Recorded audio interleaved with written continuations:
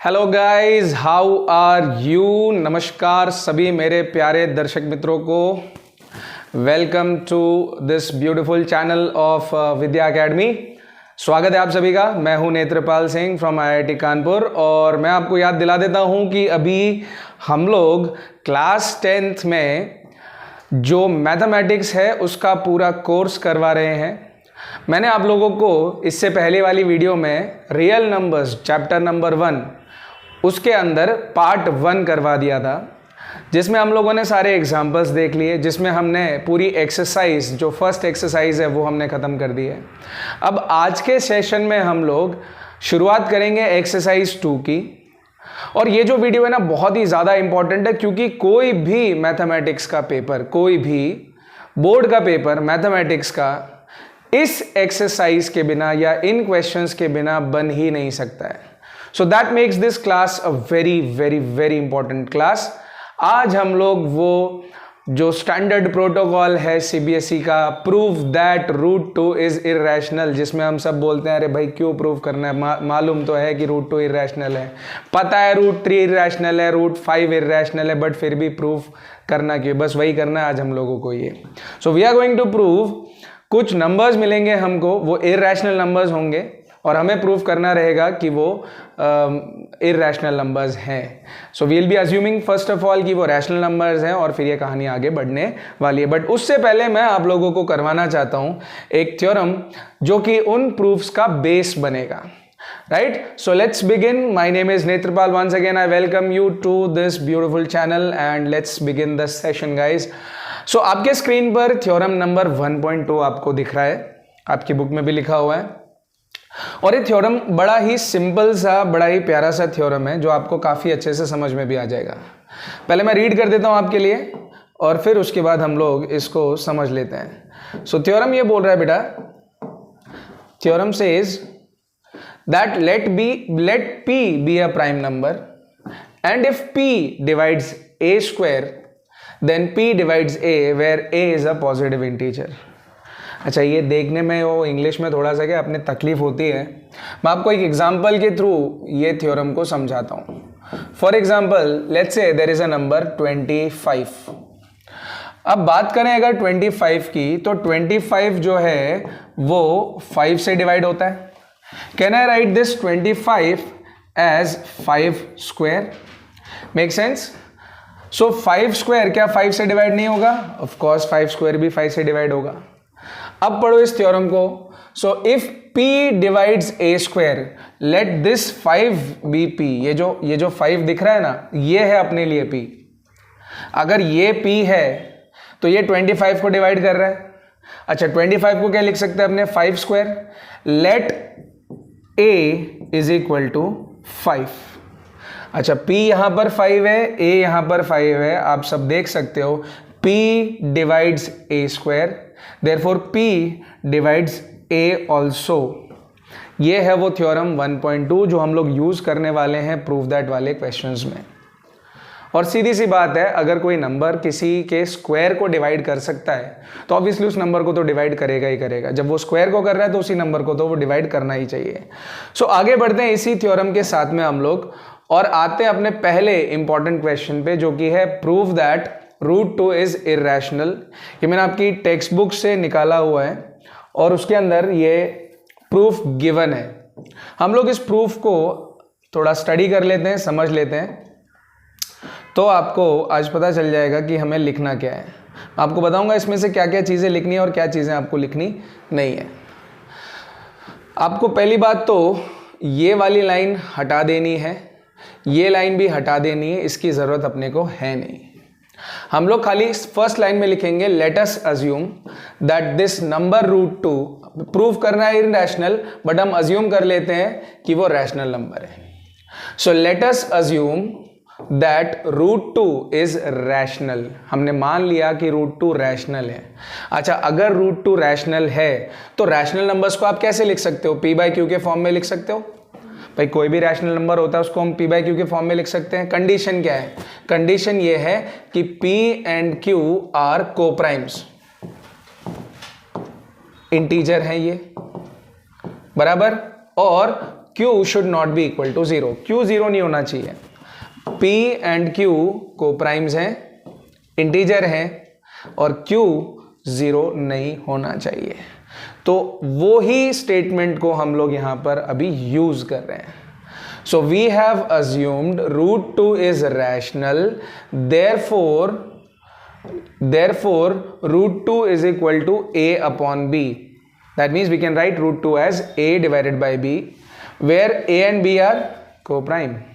ये जो हमने स्टेटमेंट लिखी है ना बच्चों, ये को-प्राइम वाली, a और b को-प्राइम है, बस इसी स्टेटमेंट को हमें प्रूव करना है भाई फॉल्स।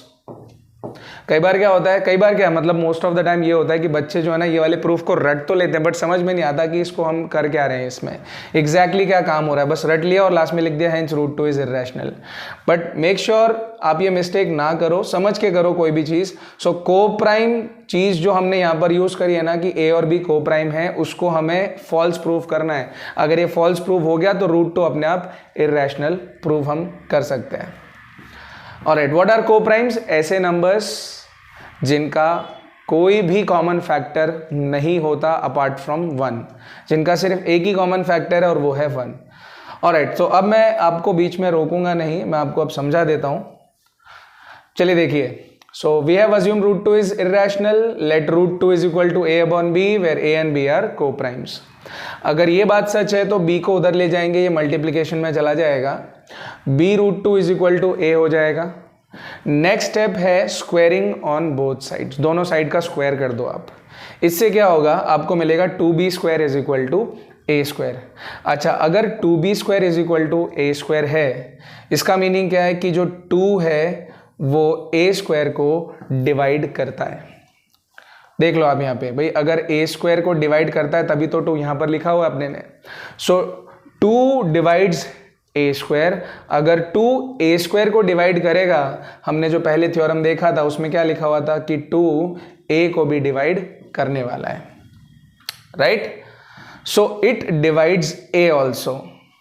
सो इसका मतलब क्या हो गया कि ए का एक फैक्टर आ गया 2, राइट? ये ए का एक फैक्टर आ गया अपने पास 2, ये मैं लिख देता हूं यहां पर, ए का एक फैक्टर आ गया है 2। समझना ध्यान से, हमने पहले बोला है कि a और b को-प्राइम्स है, उसमें सिर्फ एक ही फैक्टर और वो है 1। इस बार हम बोल रहे हैं कि a का एक फैक्टर हमको मिल गया है 2। So we can write a is equal to 2c for some integer c, कोई एक दूसरा इंटीजर है c, और हम लोग a को लिख सकते हैं फिर 2c, बिकॉज 2c a को डिवाइड कर रहा है। ऑल्सो दोनों इसमें आप लोग क्या कर रहे हैं, सब्सटीट्यूटिंग फॉर a, जो a की वैल्यू है वो हम यहां से उठाकर सब्सटीट्यूट कर रहे हैं। इनफैक्ट हम पहले इसको स्क्वायर कर रहे हैं।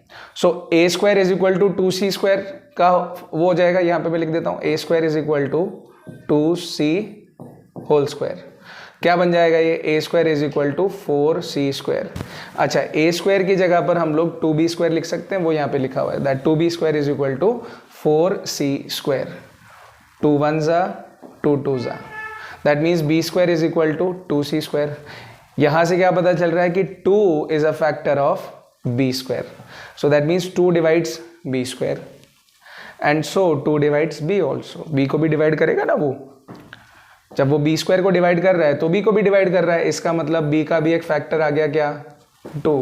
देखो यहाँ पर अब आपको समझ में आएगा, पहले हम बोल रहे थे कि a और b को-प्राइम्स है, उनका कोई भी फैक्टर नहीं है अपार्ट फ्रॉम 1, और अब पता चल रहा है कि a का फैक्टर है 2, b का भी फैक्टर 2 निकल के आ गया।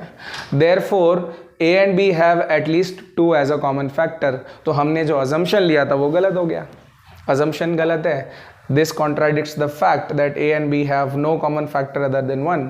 और ये कॉन्ट्राडिक्शन गलत क्यों आया, क्योंकि हमने अजम्पशन गलत किया था। That's why we can say root 2 is irrational, right? So I hope ये आपको समझ में आया होगा। इन शॉर्ट कहानी ये है भाई कि हमें प्रूव करना है कि a और b को-प्राइम्स हैं और उनका कोई भी फैक्टर है नहीं 1 के अलावा, बट वो फिर गलत हो जाएगा। ठीक है, मैं स्क्रीन से सारा ये कंटेंट हटा देता हूं, आप लोग इसको नोट डाउन कर लीजिए, जो जो मैंने आपको बोला है वो लिख लीजिए फटाफट। चलो, आई एम श्योर आप सब ने ये लिख लिया होगा, और वीडियो को आप पॉज करके भी लिख सकते हो। चलो आगे बढ़ते हैं भाई। अब चलते हैं अपन अपने फर्स्ट एग्जाम्पल पे। अभी हम लोग 4 एग्जाम्पल्स करने वाले हैं। There will be 4 examples and 3 questions from exercise.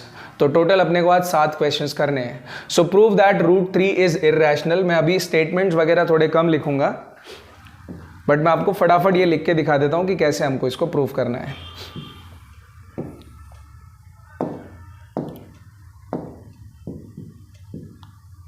Right, so first line, let root 3 is rational. Root 3 rational है, therefore root 3 can be written as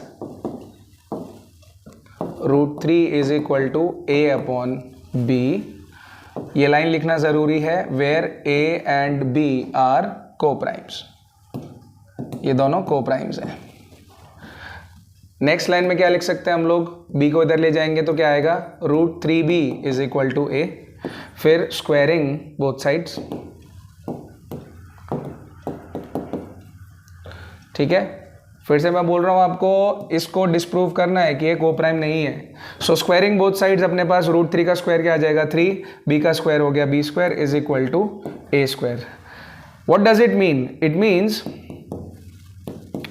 means 3 is a factor of a square. अच्छा, if 3 is a factor of a square, therefore 3 is also a factor of a. So let a is equal to 3c for some number c, for some integer c।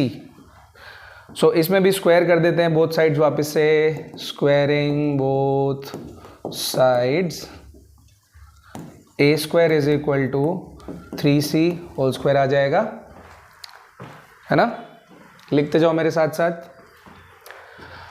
और comment box में ये भी बताना speed कैसी आप लोगों को चाहिए। थोड़ा फास्ट तो नहीं जा रहा हूँ मैं। 3 का स्क्वायर हो जाएगा बेटा 9, यहाँ पे आ जाएगा c स्क्वायर। Make sense? अच्छा, अब a स्क्वायर की जगह पर हम लोग क्या लिख सकते हैं, 3b square. Let me name this equation as equation 1, और इसको बोल देते हैं equation number 2।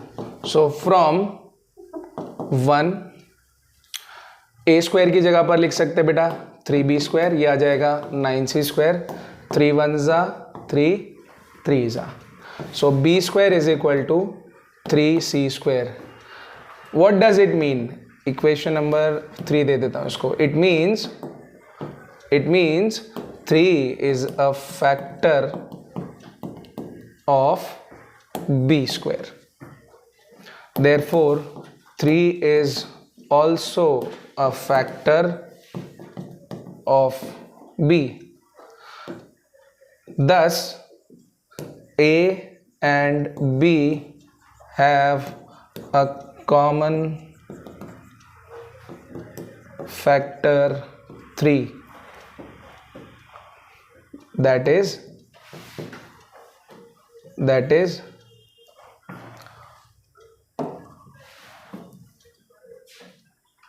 they are, yes, that is they are not co-primes.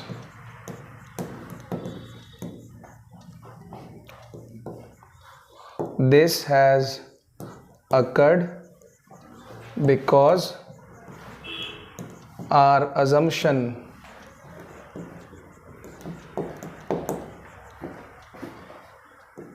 was wrong. Therefore, root 3 is irrational. चलो इतना अगर आप लिख दोगे बोर्ड एग्जाम में, आपको फुल मार्क्स मिलेंगे।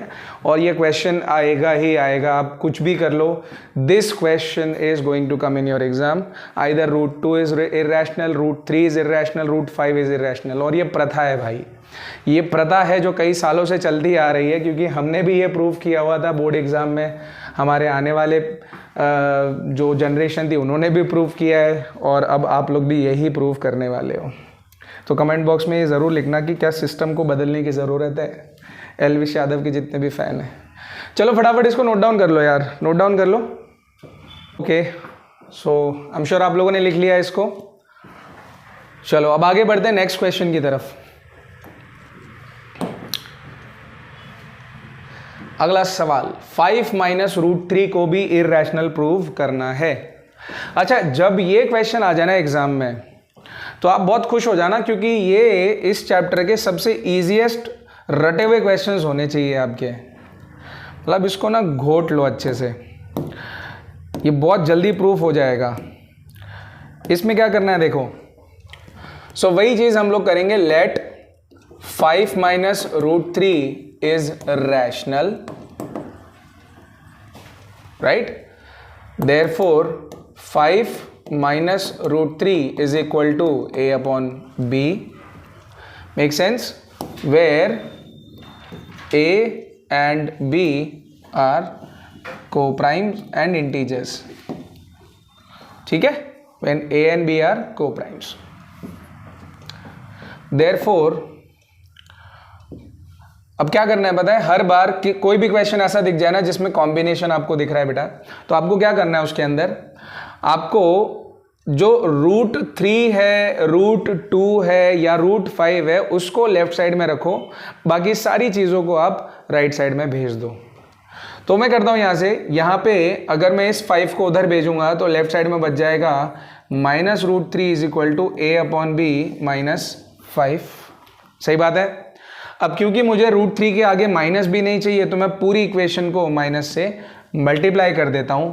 अगर ये माइनस से मल्टीप्लाई होगा तो बन जाएगा रूट 3, और अगर इसको माइनस से मल्टीप्लाई करेंगे, देखो माइनस मल्टीप्लाई माइनस हो गया प्लस, तो 5 आ गया प्लस का, और a अपॉन बी के आगे आ गया minus, so 5 minus a upon b बराबर।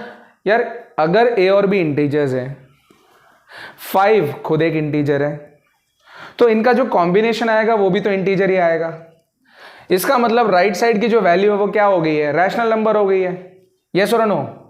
इसको आप ऐसे भी तो लिख सकते हो। देखो पहले मैं इसको इक्वेशन नंबर 1 पुट कर देता हूं। इसको आप ऐसे नहीं लिख सकते क्या, 5b minus a upon B.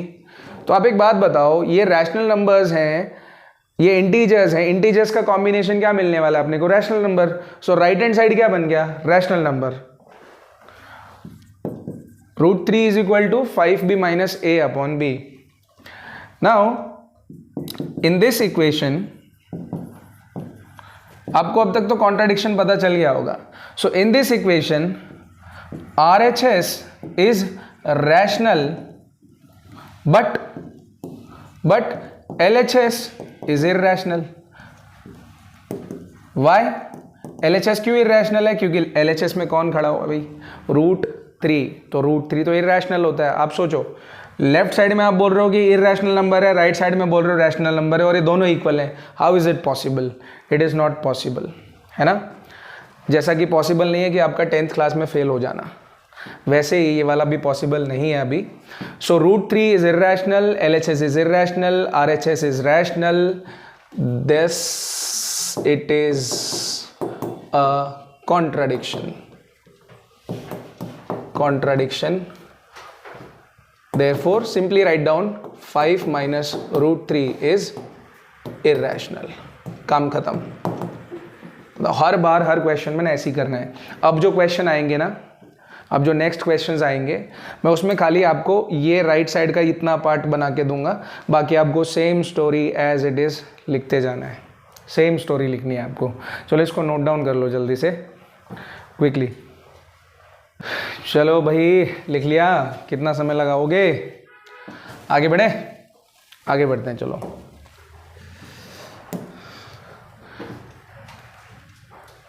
नालायक को खाली बैठ के मजे नहीं लेने हैं, वीडियो देख रहे हो तो लाइक करते रहना। और जैसा मैंने कहा प्योर स्टडीज हैं इसमें, प्योर स्टडीज। बाकी रियल नंबर्स के पार्ट 1 में 29, 35 पे स्टेटमेंट्स सुन लेना मेरे क्या है। Okay, so next question, next example है, prove that 3 root 2 is irrational. हमें 3 रूट 2 को इररेशनल प्रूव करना है। तो वही सेम स्टोरी है, वापस से वही चीज़ करेंगे जो हमने अभी की थी, जो प्रीवियस क्वेश्चन में था। Let 3√2 let 3√2 is rational, therefore 3√2 is equal to a upon b, where a and b are co-primes. ठीक है. So if this is true, क्या बोला नेक्स्ट स्टेप क्या था अपना? Next step what was the next step? कि जो root वाली वैल्यू है उसको लेफ्ट में रखेंगे, बाकी सब राइट में भेज देंगे. अच्छा, कुछ बच्चे जो मतलब जितने मैंने पढ़ाए हैं उसमें से कुछ बच्चे कुछ ऐसा काम करते हैं, ऐसा लिख देते हैं. अरे नालायको, अगर ये 3√2 लिखा है, इसका मीनिंग मालूम है क्या है? इसका मतलब है 3 multiply √2.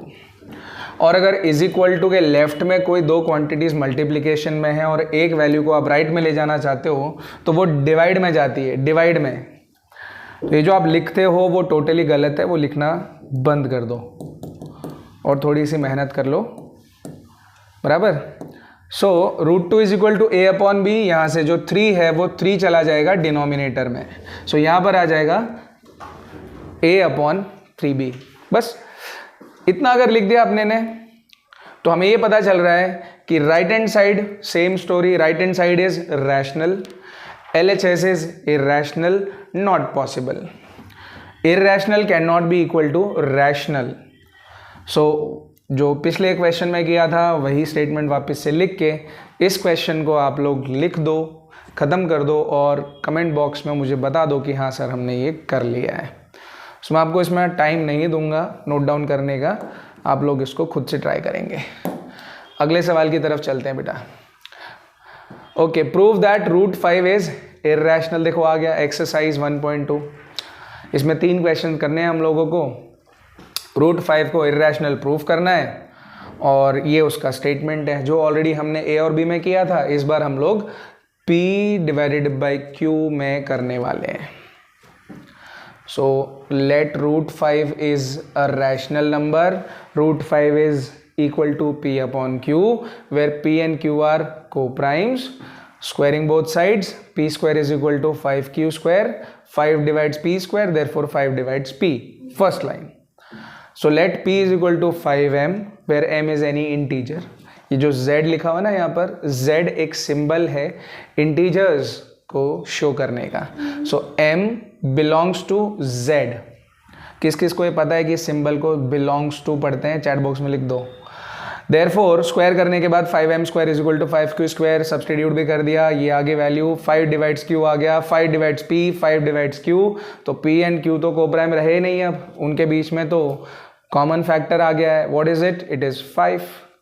So from 2 and 3 we note p and q have 5 as a common factor, therefore p and q are not co-prime and hence our supposition is wrong.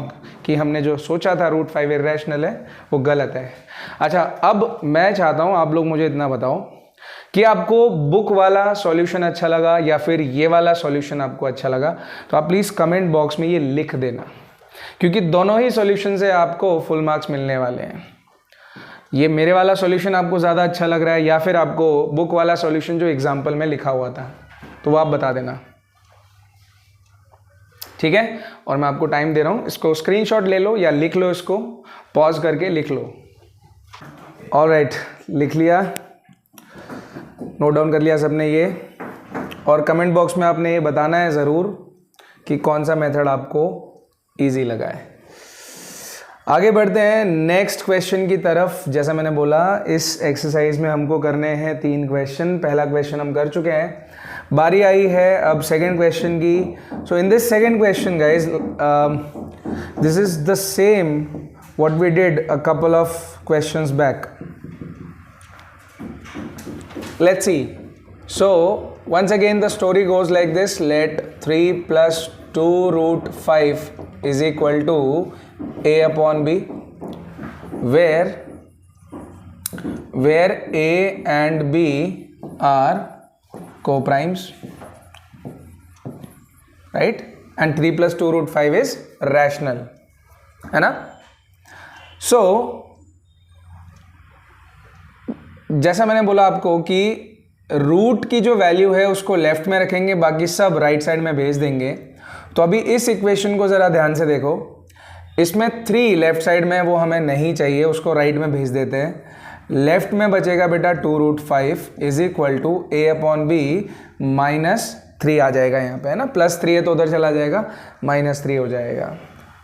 अच्छा, 2√5 इज इक्वल टू, अब यहाँ पर एलसीएम जब आप लोगे, अब कई बच्चों को एलसीएम लेना भी नहीं आता है, तो सारे आदमी हैं, सो 3/1 कर लेना है यहाँ पर, और a माइनस क्रॉस मल्टीप्लाई याद है ना, a-3b/b इंटू 1, यहाँ पर आ गया b।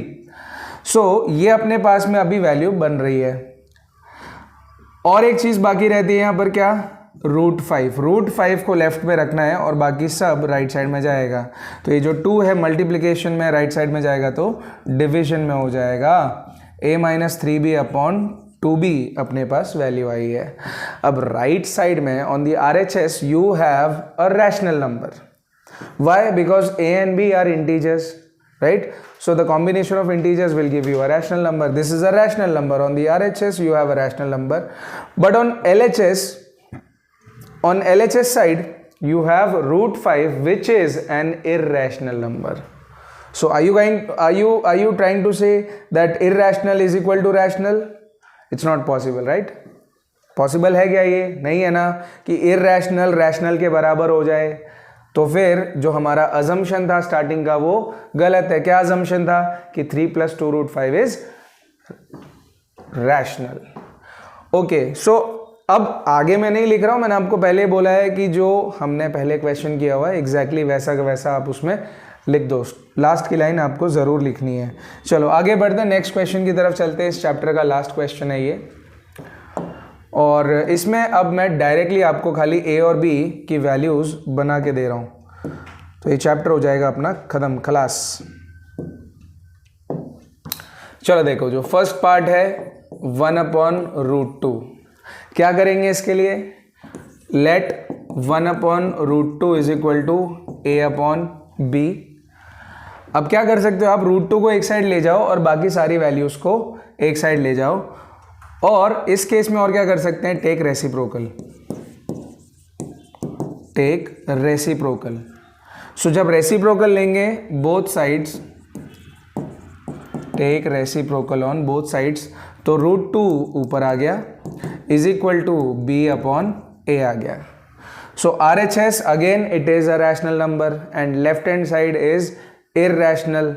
वापिस से वही story, same line, that LHS should not be equal to RHS in this case because LHS is irrational and RHS is rational.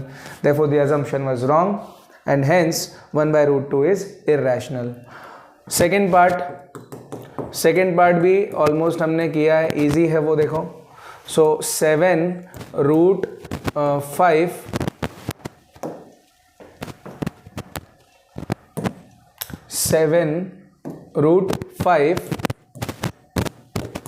is equal to a/b.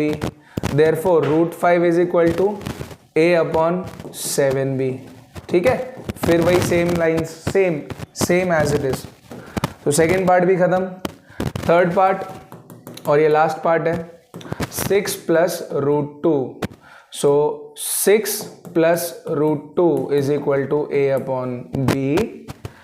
√2 is equal to a/b -6, और further solve करना है तो a -6b/b आ जाएगा √2, but √2 is irrational and this value on the right hand side is rational. So √2 is irrational, right hand side is rational, not possible। तो वापस से हम लोग उसी कॉन्ट्राडिक्शन पे आ गए हैं कि हमने जो असम्पशन लिया था वो गलत है, राइट। सो विद दिस पहले तो एक काम करो, फटाफट इस को नोट डाउन कर लो, और अगर नोट डाउन कर लिया है वीडियो को पॉज करके नोट डाउन कर लो, ठीक है। So with this I conclude this chapter. ये था चैप्टर का सेकेंड पार्ट, ये होता है ख़त्म। तो मैंने आपको चैप्टर 1 का पार्ट 1 और पार्ट 2 के अंदर पूरा चैप्टर ख़त्म करवाया विद एग्जाम्पल्स, विद एक्सरसाइज, सारे क्वेश्चंस हमने किए हैं। इसमें अगर कुछ भी डाउट हो तो आप ज़रूर कमेंट बॉक्स में या चैट बॉक्स में आप मुझे बता देना, और प्लीज़ वीडियो को ज़रूर लाइक कीजिए शेयर कीजिए इसको अपने दोस्तों के साथ में, और इस चैनल को सब्सक्राइब कर दो तो फ़ायदे में रहोगे, वरना फ़ायदे में रहोगे। चलो, सो मिलते हैं हम लोग नेक्स्ट वीडियो के अंदर, नेक्स्ट चैप्टर के अंदर। तब तक like I always say guys, करते हैं कुछ देश के लिए। Thank you.